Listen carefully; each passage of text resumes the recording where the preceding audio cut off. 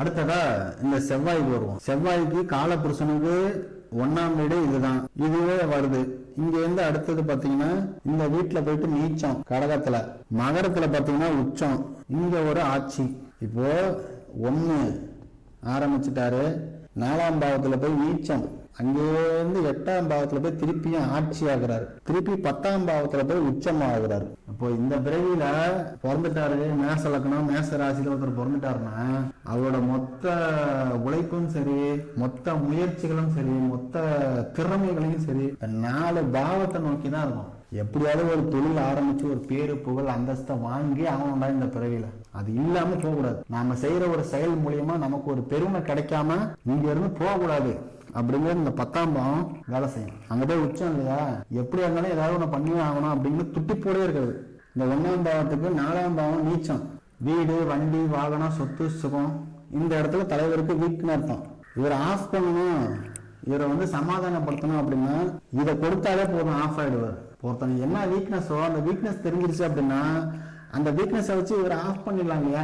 ஒரு வீடு வண்டி வாகனம் சொத்து சுகம் தாய் ஸ்தானம் இது எல்லாமே பாத்தீங்கன்னா இவருக்கு சரியான விதத்துல அமையறது கஷ்டமா இருக்கும். தாய்கிட்ட ஒரு பிரச்சனை இருக்கும் தாய் ஸ்தானத்துல. ஏன்னா தாய்ங்கிற ஸ்தானம் இந்த பாவம் இருக்கு இல்லையா, இது 2ஆம் பாவத்துல போய் உச்சமாயிடும், அவரோட வீட்டுல நீச்சமாயிடும். ஒண்ணு தாய் இவரை குறை சொல்லிட்டு இருக்கோம், இல்ல இவரு தாயை குறை சொல்லிட்டு இருப்பாரு. தாய்க்கு குடும்பம் வருமானம் வாக்கு இதுதான் முக்கியம். ஒழுங்கா இருடா, ஒழுங்கா சம்பாதிடா, நல்லா சேர்த்து வைடா அப்படின்னு அம்மா சொல்லிட்டே இருந்தா அம்மாவை திட்டிக்கிட்டே இருப்பாங்க. இங்க செவ்வாய் வீட்டுல நீச்சம் இல்லையா சந்திரனு, அப்ப அம்மாவை திட்டுறது, எப்பா பாரு எதாவது ஒண்ணு சொல்லிட்டு தெரியாதா அப்படிங்கிறது. அடுத்ததா இங்க செவ்வாய் ஆட்சி ஆகுறாரு, கடவுள் வீட்டுல போயிட்டு நீச்சம் ஆடுறாரு. காம்பினேஷன் புரியுதுங்களா? ஒண்ணு அம்மா பையனை திட்டுறது, இல்ல பையன் அம்மாவை திட்டுறது, இதே வேலை. அதாவது உங்களுக்கு 8ஆம் பாவத்துல போய் திருப்பி ஆட்சி ஆகுறாரு இந்த சர்க்கிள்ல. தன்னோட ஆயுளை பத்தின ஒரு பெருமையான ஒரு விஷயம், எதா இருந்தாலும் போய் சேரப்போம் அவ்வளவுதானே, போனா போயிட்டு போது போ. ஆனா இவங்களுக்கு இது 8ஆம் பாவங்கிறது ஆயுள் காப்பீடு. ஆயுள் காப்பீடு போடுறோம் பாத்தீங்களா, இன்சூரன்ஸ் எல்லாம் இந்த 8ஆம் பாவம்.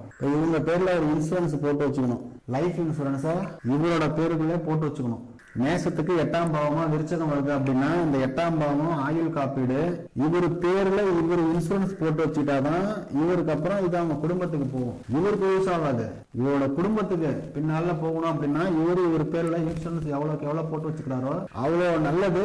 இவர் போனதுக்கு அப்புறம் அவங்க ஃபேமிலிக்கு ஒரு பேக்கப்பா இருக்கிறதுக்கு. ஏன்னா இதெல்லாம் 8ஆம் பாவங்கிறது விபத்து இருக்கு, விபத்து சர்ஜரி இதெல்லாம் இருக்கு. ஒரு எமர்ஜென்சியா ஒரு ஆபரேஷன் பண்ணணும், ஒரு சர்ஜரி பண்ணணும் அப்படின்னா ஒரு காப்பீடு பொண்ணு போட்டு வச்சிருந்தீங்கன்னா உங்களுக்கு அது யூஸ் ஆகும், நீங்க எப்படி பயன்படுத்திக்கலாம். லைஃப் இன்சூரன்ஸ் போட்டு வச்சுட்டீங்கன்னா உங்களுக்கு அப்புறம் உங்களுடைய குடும்பத்துக்கு அது பயன்படும். இதை பார்த்தாச்சு. அடுத்ததா பாத்தீங்கன்னா இந்த விருச்சக வீடு, விருச்சக வீட்டுக்கு எடுத்துட்டோம்னா இந்த விருச்சக வீடு 1 ஆட்சி ஆயிடுது, 3ஆம் பாவத்துல போய் உச்சம் ஆயிடுது.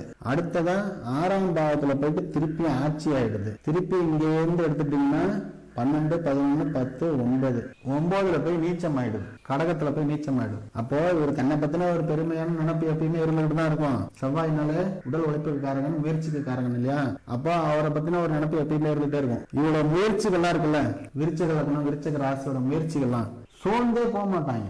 என்னதான் அடிச்சாலும் சரி, என்னதான் நடந்தாலும் சரி, முடியும், என்னால முடியும், நான் கண்டிப்பா சாதிச்சு காட்டுவேன் அப்படிங்கிற ஒரு மன தைரியம் மன உறுதி இருக்கு பாருங்க. அந்த உறுதிக்கு கடவுளே பாத்தீங்கன்னா செவ்வாய் தான். போல்டுனஸ் இருக்குல்ல, போல்டா இருக்கிறது, அதுக்கு கடவுளே செவ்வாய். அப்ப இவரோட முயற்சி அப்படிங்கிறது ரொம்ப வீரியம் மிக்கதா இருக்கும், நல்ல நிலைமையில இருக்கும். எவ்வளவுதான் அடிச்சாலும் சரி, எவ்வளவுதான் ஏதாவது நடந்தாலும் சரி, முயற்சியை மட்டும் கைவிடவே மாட்டாங்க. அந்த முயற்சிக்கான பலன் கண்டிப்பா அவர் கிடைக்கும். ஏன்னா இது காலபுருஷனுக்கு 10ஆம் பாவமா வருது, இவருக்கு அது 3ஆம் பாவமா வருது. ஒரு தொழிலை கையில எடுத்து அந்த தொழில ஒரு முயற்சி பண்ணாரு அப்படின்னா அவரோட உழைப்பையோ அவரோட உறுதித்தன்மையோ அவர் தொழில காட்டினாருன்னா நல்ல தொழில் நல்ல சிறப்படையும். அடுத்ததா பாத்தீங்கன்னா இந்த 6 நம்ம காலபுருஷனுக்கு 1, இந்த லக்னத்துக்கு 6ஆ வந்துடும். தனக்கான வம்பு, தனக்கான வழக்கு, தனக்கான கடன் எல்லாத்தையும் தானே உருவாக்கிக்கிறது. ஒரு கடன் வாங்குறதா இருந்தாலும் தானே யோசிச்சு ஒரு விஷயத்த பண்றது, ஒரு வம்பு வழக்குனாலும் தானே வாண்டடா போய் மண்டி சிக்கி சீரழிடுது. இந்த மாதிரி இந்த 6ஆம் பாவம் இவரோட கம்பெயின் ஆனது. அங்கிருந்து வந்தீங்கன்னா இது 9ஆம் பாவம். 9 அப்படிங்கிறது தந்தை ஸ்தானம், இன்னொன்னு பாக்கிய ஸ்தானம். இது காலபுருஷனுக்கு 4ஆம் வீடு, இவரோட லக்னத்துக்கு 9ஆம் வீடு. அப்போ இந்த சொத்து சுகத்துல ஆல்ரெடி ஒரு வீக்னஸ் சொல்லிட்டோமா, 9ங்கிற ஸ்தானத்துல போய் நீச்சம் பண்றாரு. தன் தந்தைக்கு இவருக்கும் உறவு அப்படி இருக்கும். தந்தை ஒண்ணு சொன்னாருன்னா இவரு ஒண்ணு சொல்லுவாரு, இவரு ஒண்ணு சொன்னாருன்னா தந்தை ஒண்ணு சொல்லுவாரு. இந்த தாய்க்கும் மகனுக்கும் ஒரு காம்பினேஷன் பார்த்தோம் இல்லையா, அதை அப்படியே தந்தைக்கு போட்டுக்கோங்க. தாய் தந்தை ரெண்டு பேருமே. தாய் நீச்சம் அடைகிறாரா, இங்க வந்து செவ்வாய் நீச்சம் அடைவாரு. அப்ப தாய் வந்து இவருக்கு சப்போர்ட் பண்ணுவாரு. இந்த லக்னக்காரருக்கு விருச்சக லக்னம் இருக்கிற விருச்சக ராசி வருது பாத்தீங்களா, அந்த ராசி லக்னக்காரங்களுக்கு தாய் சப்போர்ட் பண்ணிட்டு இருப்பாரு. தந்தைன்னு ஒருத்தர் இருப்பார்ல, அந்த தந்தை ஒரு கழுவி கழுவி ஊத்திட்டே இருப்பாரு. ஏன்னா பாக்கியஸ்தானம் வேற. தந்தை கிட்ட இருந்து நம்ம பேர்ல சொத்துக்கிட்டு எழுதி வைப்பாரா, ஏன்னா இது நாலாம் பாவம் இல்லையா, நம்ம பேர்ல ஏதாவது சொத்துக்கிட்டு எழுதி வைப்பாரா, ஏதாவது பங்கு கொடுப்பாரா, என்ன ஏதாவது பேசுங்க அப்படிங்கிறது. ஆனா தந்தை கடைசி வரைக்கும் இவரை நம்பவே மாட்டாரு. இந்த ஆளை விருச்சக ராசி விருச்சக லக்னத்தை தந்தை மட்டும் நம்பவே மாட்டாரு. தாய் சொல்லுவாங்க, நான் பேசிக்கிறேன் நீ போ, நான் பார்த்துக்கிறேன் நீ போ அப்படின்னு தாயை நம்பிக்கிட்டு உட்காந்துருப்பாரு. இவர் தாய் காலில் விழுவதவங்க போய் தந்தை காலில் விழுந்துட்டாருன்னு வச்சுக்கோங்க, இவர் கேட்குற அந்த வீடு இடம் சொத்து இதெல்லாம் கிடைக்கிறதுக்கு வாய்ப்பு இருக்கு. சரியா? அதனால தாயை வந்து விட்டுறாதீங்கன்னு சொல்லுவேன். தாய் வந்து சப்போர்ட் பண்ணணும். ஆனால் சரண்டர் யாருக்கிட்ட போய் ஆகணும், தந்தை கிட்ட போய் சரண்டர் ஆகணும். தந்தை கிட்ட போயிட்டுலாம் வீண் வீராப்பெல்லாம் பேசிட்டு இருக்கக்கூடாது. புரிஞ்சுதா?